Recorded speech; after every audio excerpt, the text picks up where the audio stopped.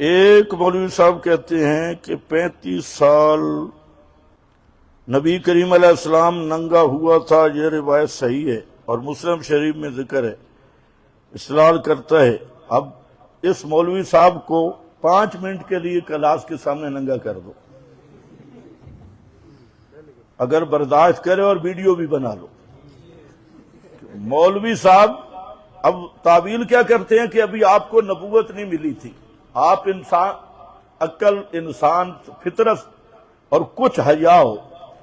35 سال کا کوئی آدمی مجمع کے سامنے ننگا ہوگا؟ عام آدمی۔ اور نبی کریم علیہ السلام کی تو فطرت بھی پاک ہے، فطرت بھی صاف ہے، آپ کے اندر نبوت سے پہلے بھی ولایت کامل ہے، حیا کامل ہے۔ یہ تو پہلی آیات ہے نا، اِنَّكَ لَعَلَىٰ خُلُقٍ عَظِيمٍ، تو آپ کے اخلاق کریمانہ میں حیا بھی ہے۔ یہ کہنا کہ پیغمبر کریم مجمع میں ننگے ہو گئے، خوف خدا کرے، ملا صاحب کو کہو کہ بخاری مسلم میرے پاس آ کے پڑھے۔ یہ بخاری میں حدیث متعدد مقام پہ ہے، جو اصل حدیث امام بخاری خود لایا ہے، ملا مطالعہ نہیں کرتا اور پھر روایت کا بہانہ کر کے بک بک کرتا ہے۔ امام بخاری نے متعدد مقام پہ اس حدیث کو ذکر کیا، صرف مسلم میں نہیں۔ تو 2 جگہ پہ امام بخاری لایا ہے، جس میں امام نے اسی اشکال کا جواب دیا ہے کہ یہ کیسے ہو سکتا ہے کہ پیغمبر کریم لوگوں کے سامنے چادر اتار دے اور ننگے ہو جائیں، عقل و فطرت کے خلاف ہے۔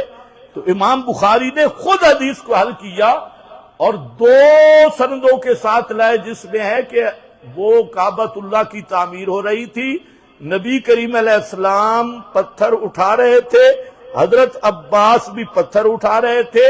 تو حضرت عباس نے یہ مشورہ دیا کہ آپ یہ جو چادر باندھی ہوئی ہے، یہ چادر آپ کندھے پہ رکھ لیں۔ بس حضرت عباس کا مشورہ دینا تھا کہ آپ بے ہوش ہو کے گر گئے، یعنی اس کا تصور بھی آپ نے برداشت نہیں کیا، اللہ تعالیٰ کی طرف سے حفاظت تھی تو آپ گرے، بس اتنی بات ہے۔ اور امام بخاری 2 مقام پہ اس کو لایا ہے۔ اب ایک جگہ پہ راوی نے اپنا، اس نے سمجھا گرے ہیں تب کہ چادر اتاری ہے تب گرے ہیں، تو یہ تو خود فہم راوی ہے۔ راوی ایک مقام پہ راوی کو غلطی لگی، اسی تصحیح کے لیے امام بخاری 2 مقام پہ یہ حدیث لائے ہیں، جس میں صاف کر دیا کہ چادر اتری نہیں تھی۔